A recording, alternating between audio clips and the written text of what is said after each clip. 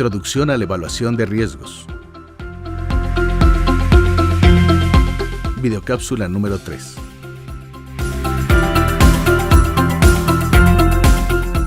La Auditoría Superior de la Federación presenta la tercera videocápsula que forma parte del programa de difusión y sensibilización en materia de control interno, administración de riesgos e integridad en el sector público, titulada Introducción a la evaluación de riesgos, la cual corresponde al segundo componente del sistema de control interno institucional.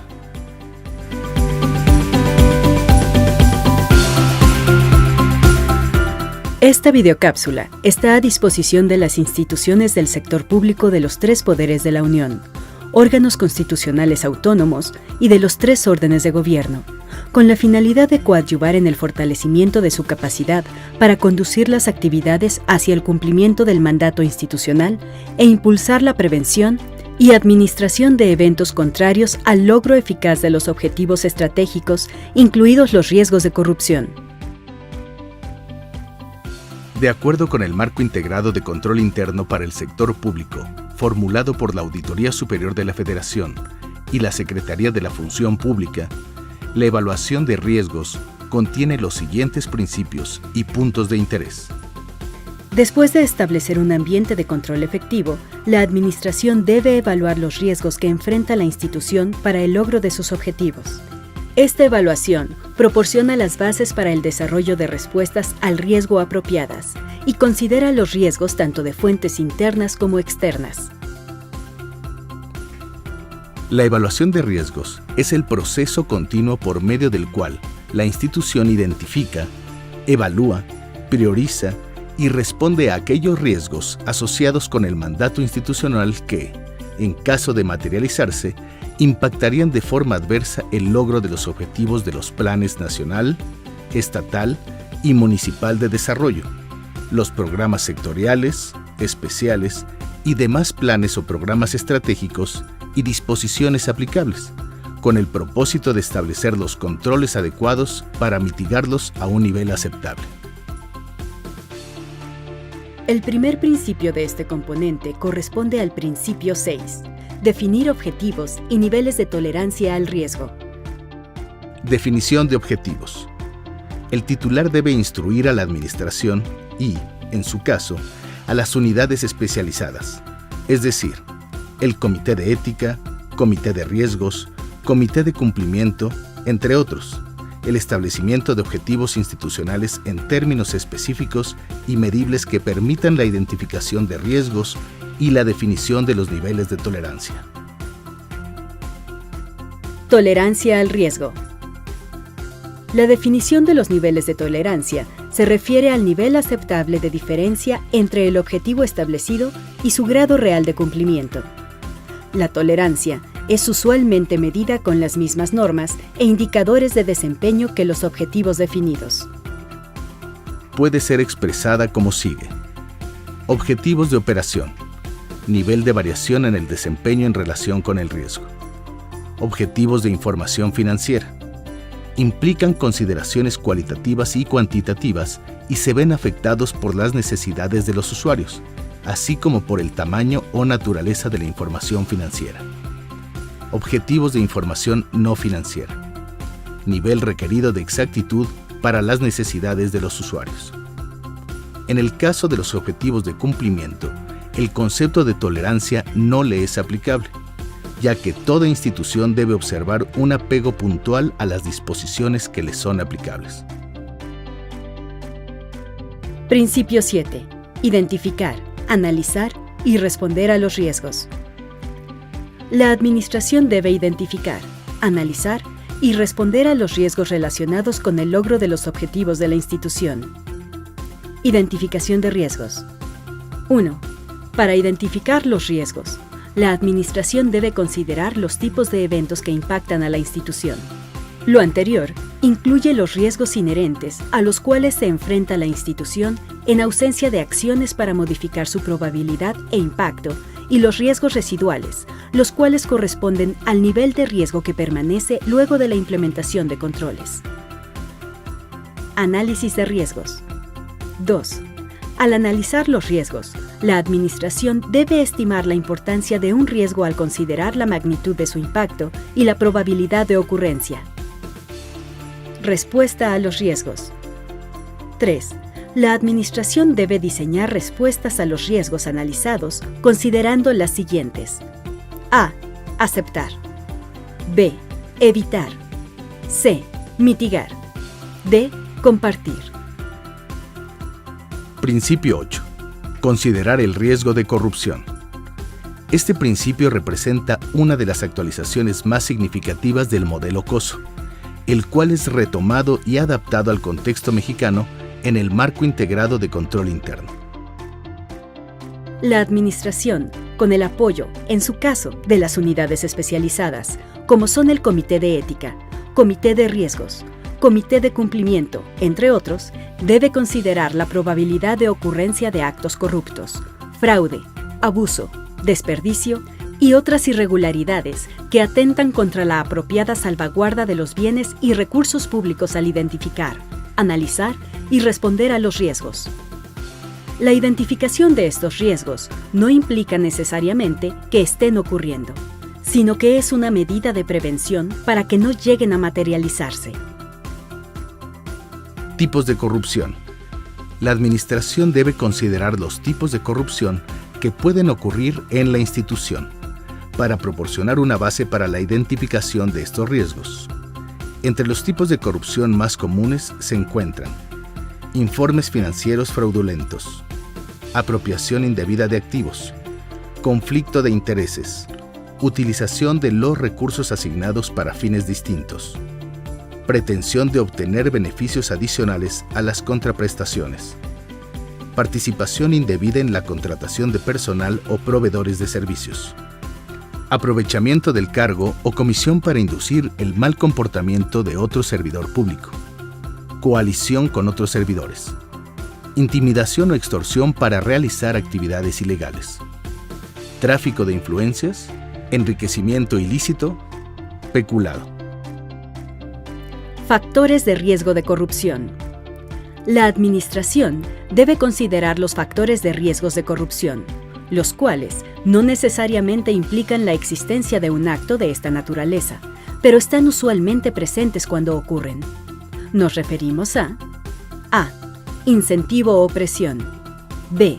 Oportunidad. C. Racionalización o actitud. Respuesta a los riesgos de corrupción. La administración debe diseñar una respuesta general a los riesgos de corrupción y acciones específicas para atender este tipo de irregularidades. Principio 9.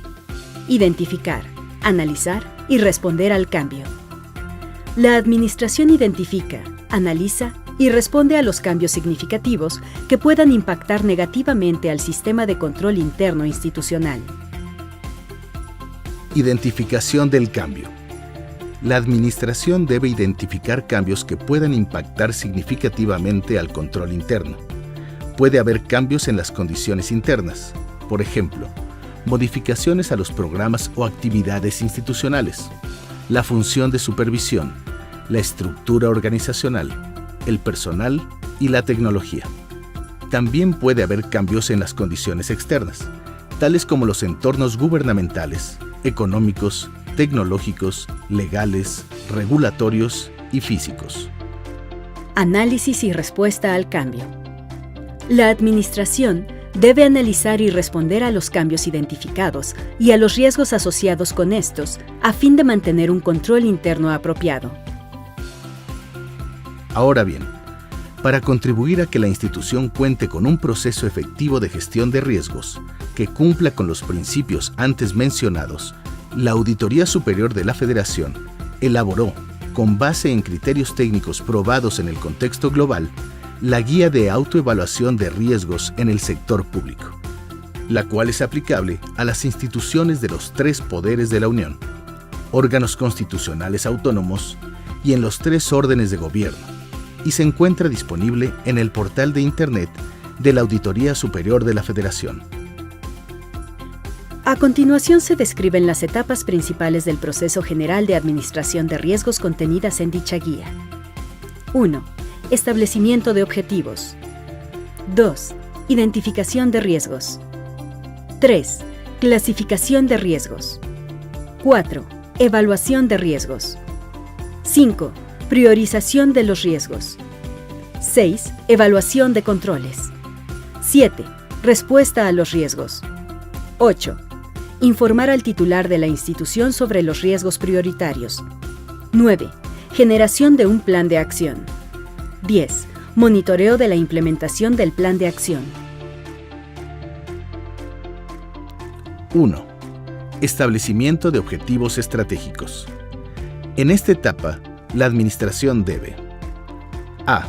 Establecer de manera precisa los objetivos estratégicos de la institución conforme al Plan Nacional o Estatal de Desarrollo, los programas sectoriales, especiales y demás planes o programas estratégicos, así como con las disposiciones jurídicas aplicables. B. Explicar en su plan estratégico de forma clara cómo y en qué se trabajará para lograr los objetivos estratégicos institucionales, así como estándares de medición o indicadores de desempeño. Los indicadores de desempeño sobre el grado de avance en el cumplimiento de las metas y objetivos, incluyendo los de control e integridad, deben sustentarse en los principios de transparencia, accesibilidad y comunicación, de manera que se garantice la disponibilidad para su revisión por parte de cualquier interesado e instancia competente. C. Garantizar que los objetivos estratégicos sean claros, medibles, alcanzables y alineados a los principios de integridad institucionales. Dadas las condiciones que afectan a la institución y su entorno en constante evolución, es necesario que los cambios significativos se identifiquen y comuniquen a todo el personal responsable mediante las líneas de reporte y autoridad establecidas. Una vez reconocidos los objetivos institucionales, es necesario desarrollar la segunda etapa del proceso general de administración de riesgos. 2. Identificación de riesgos. Esta etapa representa una de las actividades clave dentro del proceso general de administración de riesgos al detectar la posible ocurrencia de eventos que, en caso de materializarse, podrían afectar de forma adversa los procesos sustantivos, adjetivos y estratégicos, por medio de los cuales se logran los objetivos institucionales. Esta identificación se lleva a cabo mediante el análisis de los factores internos, como son la reingeniería de procesos, las asignaciones presupuestales, las prácticas de recursos humanos, la implantación de nuevas tecnologías de la información o la prestación de nuevos servicios, entre otros. Y los externos, a partir del conocimiento de situaciones del entorno de la institución, tanto de carácter social, económico, cultural, de orden público, político, legal o tecnológico. Para la identificación de riesgos, se pueden utilizar las siguientes técnicas. 1. Talleres de autoevaluación. 2. Mapeo de procesos. 3. Análisis de entorno interno y externo. 4. Lluvia de ideas. 5. Análisis de indicadores de gestión, desempeño y riesgos. 6. Entrevistas. 7. Cuestionarios dirigidos a los mandos superiores. 8. Análisis comparativo. 9. Registro de riesgos materializados. La elaboración de una matriz de riesgos permite que las instituciones lleven el registro actualizado de los riesgos detectados al determinar el objetivo, proceso o plan que puede verse afectado por un riesgo específico, la descripción del riesgo, el tipo, su clasificación, factor y consecuencia, entre otros aspectos relevantes. 3. Clasificación de riesgos. Una vez identificados los riesgos, es importante llevar a cabo una clasificación de los diferentes tipos que existen.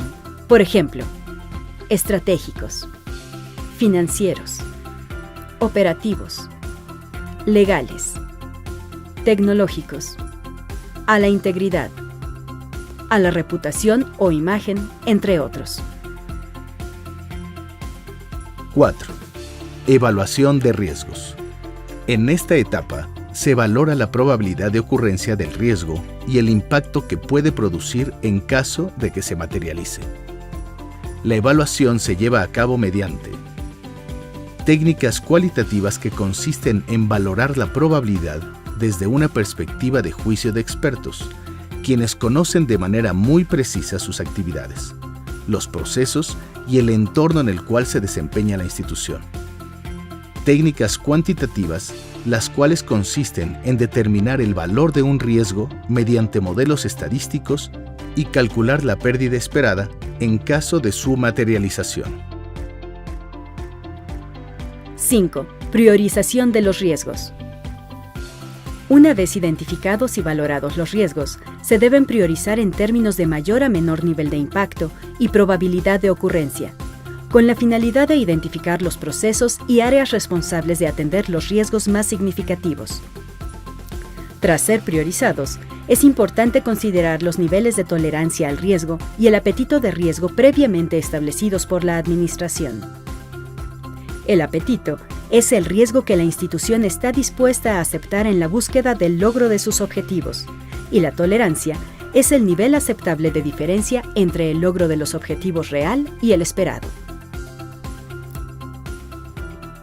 Al final de esta etapa, la Administración está en posibilidades de formular un mapa de riesgos, el cual funciona como una herramienta para la representación gráfica de la prioridad con que deben atenderse estos posibles eventos. 6. Evaluación de controles. Una vez que se han identificado, evaluado y priorizado los riesgos, es necesario revisar las actividades de control que existen para mitigarlos. Asimismo, es importante evaluar qué tan efectivos son los controles que se encuentran establecidos, tanto en su operatividad como en su diseño. Esta actividad es clave, ya que la existencia de controles inadecuados o inefectivos manifiestan una vulnerabilidad, así como una gestión de riesgos deficiente. A este respecto, los resultados de la evaluación de los controles y su contraste con los riesgos asociados a la misión y visión institucional definen el riesgo residual. 7. Respuesta a los riesgos.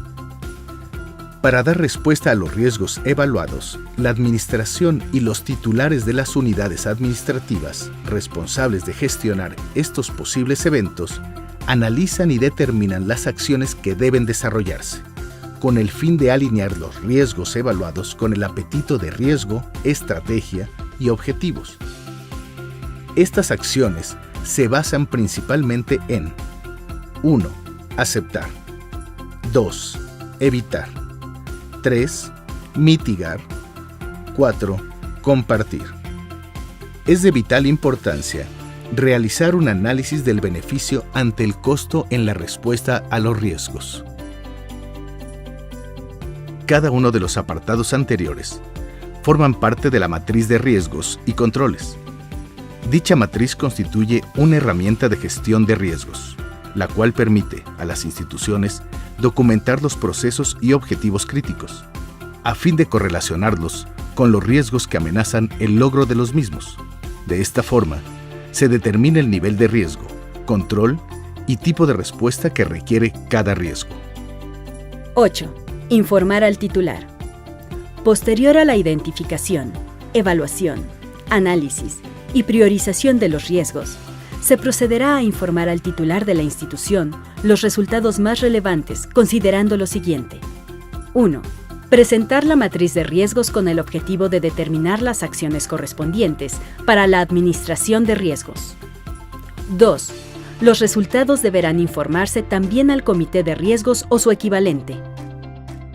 Las etapas antes descritas pueden desarrollarse de forma práctica en el Sistema Automatizado para la Administración de Riesgos, SAR, el cual fue elaborado por la Auditoría Superior de la Federación con la finalidad de brindar una herramienta tecnológica que facilite el proceso general de administración de riesgos en cualquier institución, sin importar el orden de gobierno al que pertenezca y poder de la Unión en el que se encuadre, incluyendo órganos constitucionales autónomos. El SAR fue concebido bajo 3 objetivos fundamentales: ahorrar recursos a toda institución que decida utilizarlo, operar de manera sencilla y tener un impacto positivo en la administración de riesgos institucionales. 9. Plan de continuidad de negocio. Aunado a lo anterior, y como elemento complementario para fortalecer el proceso general de administración de riesgos, es importante que los mandos superiores consideren un plan de continuidad de negocio, PCN, con la finalidad de mantener la continuidad de las operaciones en la entrega de los productos o servicios de acuerdo con el mandato de cada institución, antes, durante y después de una interrupción general de cualquier tipo. Adicional al PCN, es necesario instrumentar un plan de recuperación en caso de desastres, el cual considera principalmente los sistemas de información de la organización y las acciones que deben implementarse para salvaguardar o recuperar información bajo condiciones catastróficas. 10. Monitoreo de la implementación del plan de acción. La supervisión de la adecuada y oportuna implementación, seguimiento y evaluación de las acciones determinadas en el plan o programa forma parte de la mejora continua y la institución debe establecer mecanismos que permitan valorar la eficacia y la eficiencia, así como el grado de avance y las mejoras necesarias para reforzar la integridad institucional y reducir la probabilidad de ocurrencia de los riesgos, incluidos los de corrupción. Finalmente, es importante recordar que la coordinación institucional, el compromiso de los servidores públicos, la conformación de equipos especializados y la capacitación en esta materia son fundamentales para el establecimiento de un sistema de administración de riesgos eficaz, que promueva, en conjunto con los demás elementos del control interno, la consecución de los objetivos institucionales. Con esto concluimos la tercera videocápsula titulada Introducción a la evaluación de riesgos, correspondiente al segundo componente del Sistema de Control Interno Institucional. Agradecemos su amable atención. Para mayor información, los invitamos a consultar el Marco Integrado de Control Interno, así como las infografías, las siguientes 4 videocápsulas formuladas por la Auditoría Superior de la Federación y la Guía de Autoevaluación de Riesgos en el Sector Público, la Guía de Autoevaluación de la Integridad en el Sector Público y el Sistema Automatizado para la Administración de Riesgos, documentos publicados en el portal de Internet siguiente, www.asf.gov.mx.